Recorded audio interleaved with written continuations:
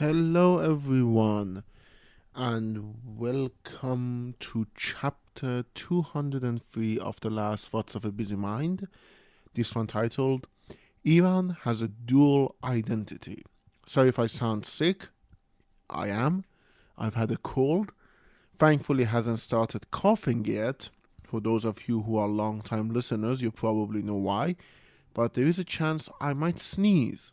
I will make sure not to sneeze into the microphone. Again, another quirk of having this show being completely unedited is that I can't edit out shit like that. But yeah, my drink today is actually related to the fact that I do have a cold. It's vitamin C effervescent tablets in a glass of water. Artificial lemon taste. Amazing.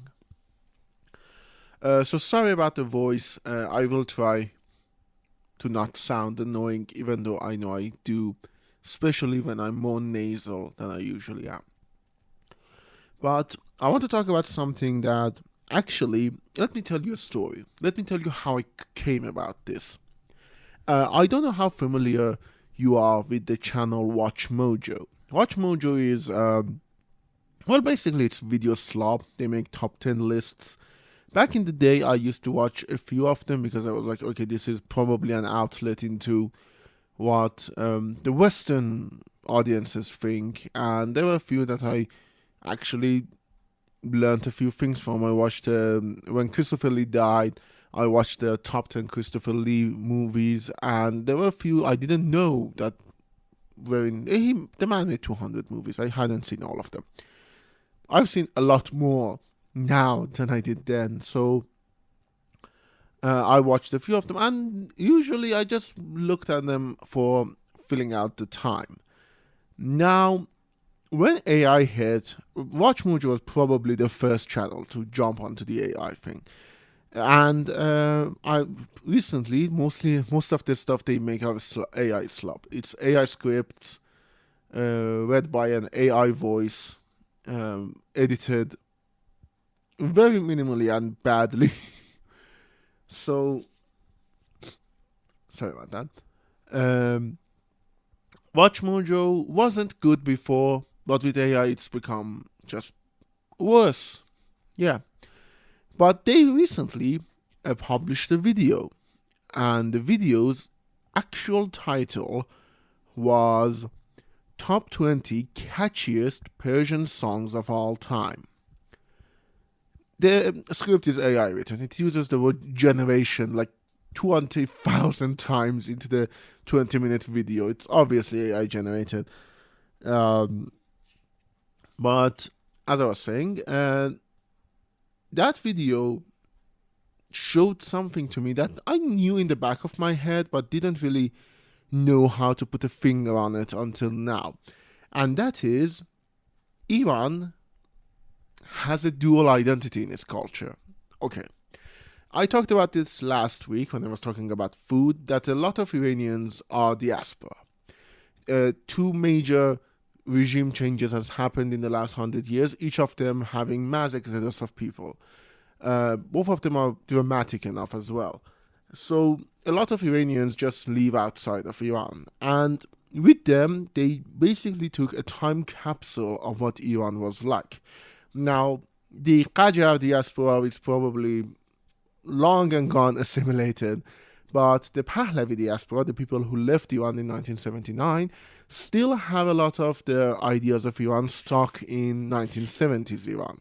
So their idea of what Iran is like, what Iran's culture is like, what Iran's people are like, are very much cemented in that. And a lot of people who immigrated were artists, because the new regime, the Islamic Republic, was very hard on them. So they just left. A lot of them left. A lot of them stayed, but a lot of them did leave. And a lot who didn't left then left a little bit later. So in a very weird way, Iran has a schism of culture. One is a group of Iranians who stayed. They were people like, a lot of directors actually, like Ali Hatami, like Masoud Kimiai, Odari Shemechi. A lot of them just stayed. and decided to work within the new system, especially hard at first, but then, you managed to get their footing. A lot of singers left. They had the most harassment from the new regime, so they left more easily. Some stayed, Golpa stayed, and people like that, but a lot of them left. A lot of musicians and a lot of singers. And so the reason the 20 catchiest songs brought that is because this diaspora started creating music that then was smuggled back into Iran. And Iranian music during that time also flourished in a different way. Where once the anal retentive guys at the top started to let go a little bit, Iranian music also flourished in a different way. So, in a weird way, our identity of what Iranian is a little bit fractured in that sense. Not in the sense of who we are as a nation, I mean in the more sense of what our culture consists of, and more specifically, what is Persian culture consists of. Because again, this thing didn't really happen for a lot of other ethnicities, but mainly for people who were living in Tehran. People who were mostly, the capital. It's a third world country. Capital is sometimes where a lot of these things are measured, which is wrong, by the way. That's the whole idea. But that, because the fracture start to bleed into other areas as well. But the reason I'm saying all of this is because looking from outside, when we're trying to understand Iran, it's easy to look at it from the point of the view of the diaspora, which Iran is stuck in the 1970s. Best music of the time is vegan, and nobody has gotten any better. Ebi was the last great singer, and the last good movie was Barfaraz Asaman Ha by Muhammad Ali Fardin. This is easy to look at if you listen to the diaspora and diaspora alone. A lot of them are just removed from Iran, removed on what's happening in Iran. A lot of them don't know what is going on in Iran outside of the familial connections, which is tenuous at best, if not completely misguided. So for a lot of them, what's happening in Iran, like for example, Woman Life Freedom movement, when it happened, a lot of people outside of Iran probably didn't understand what led up to it. It's easy to look at the things in the God, my throat, I'm sorry. I had to take another sip. My throat kind of hurts. It's easy to look at Iran in terms of tragedies, the protests that lead to thousands of people being murdered. But if you're outside of Iran and your only connection is those tragedies, you don't understand all of the other things that led up to it. All of the small movements, all of the little microaggressions, a little bit of social unrest that probably doesn't make the news but is already there. So there is all of that. But if you look at it through the lens of the Iranian diaspora, again, the life in Iran probably stopped at 1979. After that, it was just a war and then just constant ruination. And that is simplistic at best. It's wrong. It is a kind of a view that people who don't spend time in Iran have of Iran, sadly. And believe me, this isn't a kind of like, oh no, things are great. No, things are not great in Iran. But things have changed, to quote Bob Dylan. Things have changed a lot since 1970s. There are new singers, there are new genres of music, there are new ways of listening to the music, there are new movies. The same directors who made things back in the Shah's day then made some of the best movies in the 1980s. There are new directors, there are new movements in Iranian cinema. Honat Hajobe was a whole thing. So things move within Iran. Granted, it's not good movement always, it's not great movement. You've heard me talk about it a few chapters ago when I was talking about Iranian cinema. But things have changed. At the same time, people outside of Iran, people who left, are creating cultural products that are then being brought back into Iran, and a lot of them are just fucking great. Some of the best songs that Ebi sang happened in the 1980s and 1990s. Some of the best songs that Gugush sang also happened then. Siavash Ghomeshi probably had his best songs written in the 1990s. And so all of these things that are kind of stuck in the 1970s, frozen in time, and then removed from Iran, are evolving in their own way. There is a thing about Iranian singers who live in LA. They're called the LA Gang, which usually includes Shahram Shappare, Ebi, Siavash Ghomeshi, Dariush, and all of that. People who left Iran, singers, Martik, and they have evolved their sound, their ideas, their music in a different way than people inside of Iran have. And so these two different branches kind of clash with each other. Now, again, Iran is a massive country. When I'm saying Iran, I don't mean that equate all of it into one thing again, but I'm talking specifically about pop music. Iranian pop music has evolved in a two-branch way. Inside of Iran, we had people like Reza Sadeghi and Ali Reza Assar and Mohammad Esfahani. And yeah, these fuckers actually are pop. Ali Reza Iftikhari is also pop singers. This is from our Iranian people. Yeah, these are pop singers. They are not sunnati or talfiri or shit like that. No, these people sing pop. It's just the pop they're singing has roots in like traditional music. And then outside of Iran, again, Siavash Ghomeshi, Ebi, Dariush, and all of them keep singing, and they have changed their methodologies and their music and the lyrics and all of that.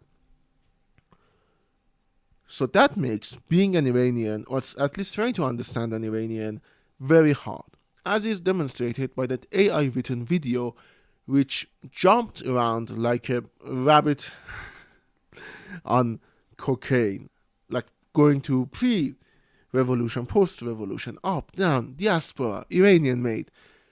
Because truth of the matter is, it is that hard to understand Iranian culture. This is one of the things I've seen a lot from people who are outside of Iran and try to endear themselves to Iranians. First of all, most of them just talk about food. And I've talked in length in last episode about how degrading that is. So aside from that, the ones who do try to like engage with the mess that is the Iranian culture and try to understand it, oftentimes come up short because they are either fully relying on the diaspora view, which again is frozen in time, or they are fully relying on what comes out of Iran, which is again not the whole Iranian culture, because the official channels, and by official I don't just mean government approved, I mean just official art group, art scene that have a way outside of Iran, they don't usually talk about all of the things that are happening in Iran. For example, an Ebi song probably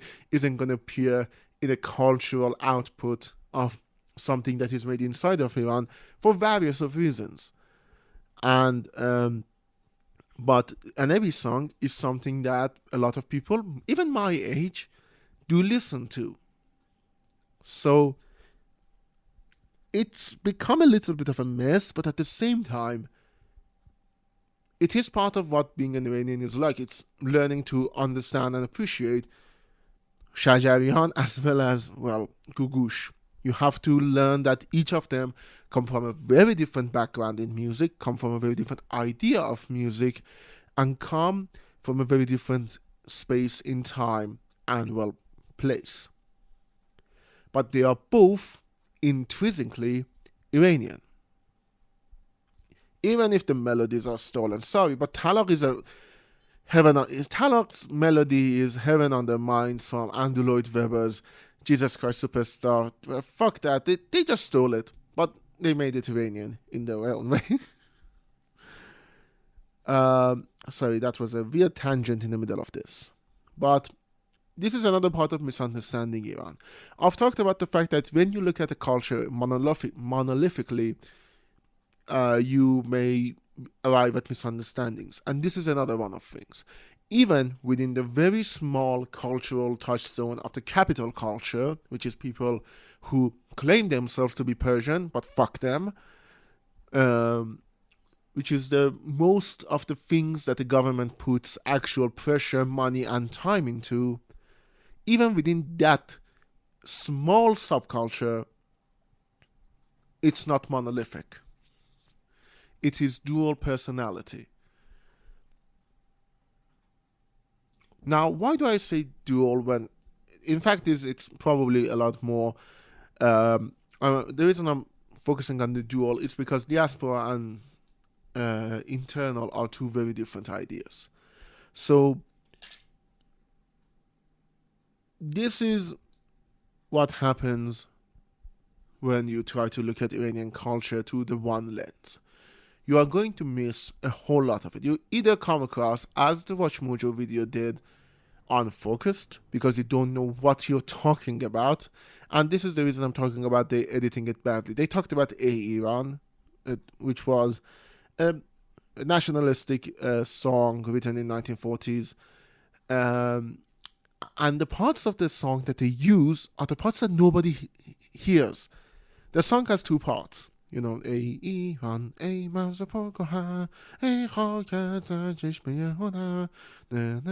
and then when you sing the first part, there is a little break, and then you sing the second part. Nobody knows the second part. Everybody just stick to the first part, usually because this is a song we sung at schools and stuff like that, and we all sing this first part. So it's even important to remember that. And it's the same reason a lot of things made by people outside of Iran about Iran, like the Holy Spider, for example, just feel wrong. They feel pandering. They feel not true in a way that is probably not very understandable unless you live inside of Iran. It's the same small details of showing Iran to the second part. So either you do that, or you try to understand it, or you try to get into it, and you realize how fractured it is and how fractured it is probably going to remain. It's a major schism in Iranian culture, in Iranian pop identity, in Iranian culture. Yeah, let's say culture. It's two trees growing at different rates, completely far apart from each other, but they share the same root, and the fruits are enjoyed by the same people. It's one of the things that even me, a person who's living in Iran, don't know much about. For example, I did not get into the Persian rap at all. I do not listen to those songs. I don't know who Hichkas is. I don't know who Z is. I know they make songs. I know they're singers, rappers, but I never listened to them. And even I am missing a huge part of Iranian culture. That is, again, this is mostly homegrown things. Again, taken from outside, but it's mostly homegrown things. And once you get down to it, all of these little parts become the Iranian identity. So reducing them to the lens of the diaspora, who again have a frozen in time view that is incredibly frustrating to deal with when you hear them talk, especially about art and culture, because most of the things they talk about, they are either trying to whitewash Pahlavi, or they're trying to, basically do the meme of, oh, back in my day. Back in my day things were better because, well, we did things differently. So, sorry if this was a little... I am on a lot of Tylenol. Not even joking, literally Tylenol. I have a bottle of Tylenol, and I've taken 2 in order to be able to sit down and record this. So I might make not a lot of sense, but the video really did something to me. I always look for representations of Iranian culture because I want to see what people outside of Iran think about this fractured thing. And this video in particular showed me, the schism is massive and it needs to be understood. Hopefully I will feel better by next week, but until then, I'll see you next week.